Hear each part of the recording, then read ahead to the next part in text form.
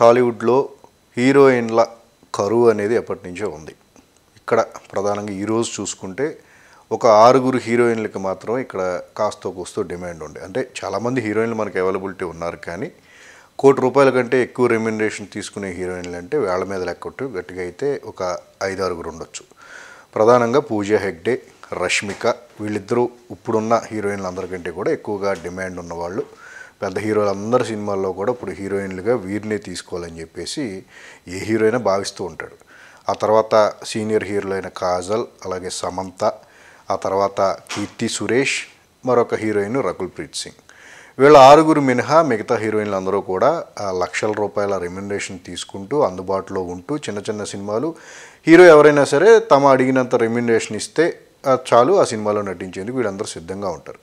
కానీ కరోనా వచ్చి తర్వాత షూటింగ్లన్నీ ఆగిపోయి మళ్ళీ ఒకేసారి అన్ని సినిమాల షూటింగ్లు ఒకేసారి మొదలవడంతో స్వతహాగానే ఆర్టిస్టులకి డిమాండ్ అనేది పెరిగిపోయింది. ఎందుకంటే మెయిన్ ఎవరైతే ప్రధాన పాత్రలు పోషించే ఆర్టిస్టులు ఎవరైతే ఉంటారో వాళ్ళు ప్రతి సినిమాలోనూ ఉండాలి కాబట్టి వాళ్ళ డిమాండ్ అనేది ఎక్కువైపోయింది. పలానా సినిమా వాళ్ళు ₹1,00,00,000 ఇస్తా ఉన్నారు, మీరు ఇంకొక 10-20 లక్షలు ఇస్తే మేము మీ సినిమాకి ఎక్కువ డేట్స్ ఇస్తామని చెప్పేసి ఈ రకమైన అంటే డిమాండ్ సప్లై అనేది పోస్ట్ కరోనా ఈ సిచ్యువేషన్ అనేది టాలీవుడ్లో ఎక్కువైపోయింది. అది చివరికి ₹1,00,000 రెమ్యునరేషన్ తీసుకుంటూ చిన్న పెద్ద ఏ సినిమాలైనా చేసే హీరోయిన్లు కూడా ఈరోజు డిమాండ్ చేసే పరిస్థితి వచ్చేసింది. నిజానికి ప్రగ్యా జైస్వాల్, మెహరీన్, పాయల్ రాజ్పుత్ ఇలాంటి హీరోయిన్లు మేబీ గట్టిగా ఒక 25-30 lakhs మాత్రమే రెమ్యునరేషన్ సినిమాలకు తీసుకుని నటిస్తూ వచ్చేవారు. కానీ ఈరోజు ఉన్న డిమాండ్ చూసుకుంటే కనుక వాళ్ళు కూడా ₹1,00,00,000 తక్కువ అయితే మేము సినిమా చేయం అని చెప్పేసే ధోరణి ఈరోజు ఎక్కువైపోయింది. ప్రగ్యా జైస్వాల్ అఖండ సినిమా హిట్ తర్వాత అనూహ్యంగా రెమ్యునరేషన్ పెంచేసింది అని చెప్పి ఒక రూమర్ అనేది మొత్తానికి అది నిజమో తెలియదు, కానీ ప్రగ్యా జైస్వాల్ ₹1,00,00,000 రెమ్యునరేషన్ డిమాండ్ చేస్తున్నారు అని చెప్పేసి ఈ వార్త అనేది ఎక్కువైపోయింది. సో ప్రగ్యాని నాగార్జున హీరోగా నటిస్తున్న ఒక సినిమా కోసం సంప్రదిస్తే ₹1,00,00,000 రెమ్యునరేషన్ డిమాండ్ చేసిందన్నారు. ప్రగ్యాకి ₹1,00,00,000 ఇచ్చుకునే కంటే వేరే ఆల్టర్నేట్ చూసుకుందాం అని చెప్పేసి మేకర్స్ భావించినట్టుగా తెలుస్తుంది. అంతకుముందు మెహరీన్ కూడా ఇదే సేమ్ సిచ్యువేషను. మెహరీన్ నిజానికి మ్యారేజ్ సెట్ అయిపోయింది, ఇక పెళ్లి చేసుకుని వెళ్ళిపోతుంది, నటనకు దూరం అయిపోతుంది అనుకున్న క్రమంలో మ్యారేజ్ క్యాన్సిల్ అవ్వటం, మళ్ళీ సినిమాల్లోకి రావటం, ఒక 2 సినిమాల్లో కూడా షూట్ చేయటం తనతో అవి రిలీజ్ అవ్వడం జరిగింది. తాజాగా నాగార్జున సినిమా కోసం మెహరీన్ సంప్రదించినప్పుడు కూడా తను కూడా ₹1,00,00,000 రెమ్యునరేషన్ అనేది డిమాండ్ చేసిందని చెప్పుకుంటున్నాను. నిజానికి ఇక్కడ ఒక ₹1,00,00,000 ఇచ్చి హీరోయిన్ని పెట్టుకోవడంలో తప్పులేదు, కానీ దానివల్ల సినిమాకి ఏం ఉపయోగం అనే ధోరణిలో ఆలోచిస్తే కనుక డెఫినెట్గా అది వేస్టేజ్ అని చెప్పుకోవచ్చు. హీరోయిన్లు క్రౌడ్ పుల్లర్స్ అయి ఉండాలి. హీరోలతో పాటు హీరోయిన్లు కూడా క్రేజ్ కలిగి ఉన్నప్పటికీ కూడా వాళ్ళ వలన కొంతమంది కనీసం ఒక 1,00,000 మందైనా థియేటర్కి వచ్చి హీరోయిన్ కోసం సినిమా చూసే ఆ కెపాసిటీ అనేది హీరోయిన్లో ఉంటేనే వాళ్ళు ఎంత డిమాండ్ చేసినా సరే ఇచ్చే పరిస్థితి ఉంటుంది.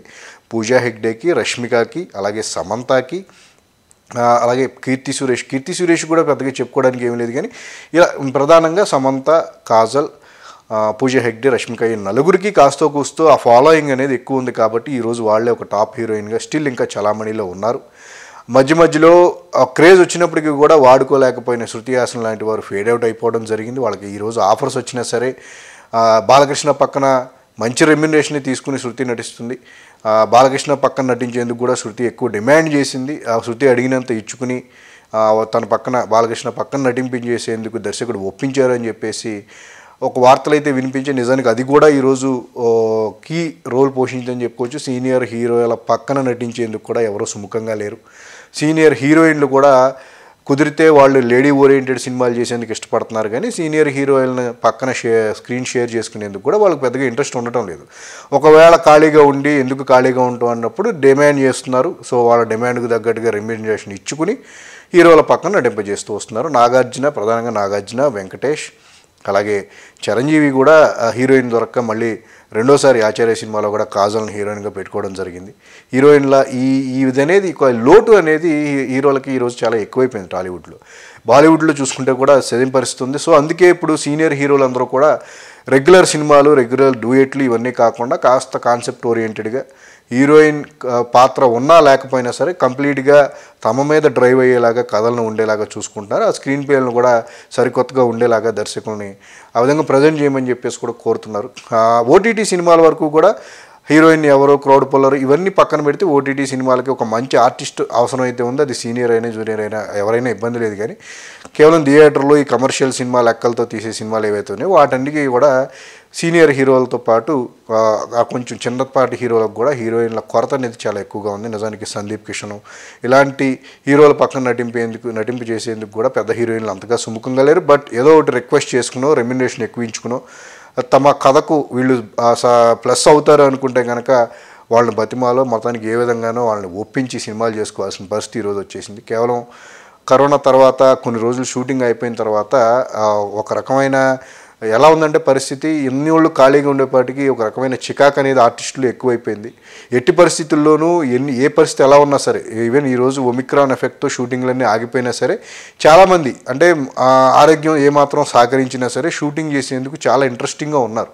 ఈ సిచ్యువేషన్ అనేది ఎప్పుడూ కంటిన్యూస్గా ఉండేదే కాబట్టి దీన్ని మనం ఎందుకు స్కిప్ చేసుకోవాలి? ఇన్నాళ్ళు ఆల్మోస్ట్ 2 years దీనికి టైం వేస్టేజ్ అనేది అయిపోయిన క్రమంలో దీన్ని మనం ఎలాగోలా దీన్ని టైంని మనం కన్జ్యూమ్ చేసుకుని వీలైన త్వరగా ఆరోగ్యాలు బాగున్న వాళ్ళతోనే షూటింగ్లు కంటిన్యూగా చేయాలని చెప్పేసి ఈరోజు ఆర్టిస్టులు అందరూ చాలా ఒక నిర్ణయానికి అయితే వచ్చేసారు. ఈరోజు షూటింగ్లో పాల్గొనే ఆర్టిస్టులకి ఒక 2 days పాల్గొగానే కోవిడ్ పాజిటివ్ అంటున్నారు, వెంటనే షూటింగ్ ఆపేయాల్సి వస్తుంది.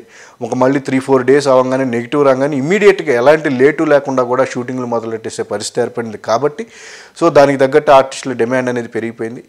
స్టిల్ ఇంకా ఏంటంటే ప్రధానమైన పాత్రలో నటించి ఇప్పుడు ఈవెన్ సోనూ సూద్ లాంటి వాళ్ళు కానీ, సముద్రగన్ లాంటి ఎవరైతే ఆర్టిస్టులు ఎవరైతే ఉంటారో మోస్ట్ వాంటెడ్ ఆర్టిస్టులు వాళ్ళు కోవిడ్ తర్వాత అనూహ్యంగా వాళ్ళ రెమ్యునరేషన్ అనేది 150% పెంచేయడం జరిగింది.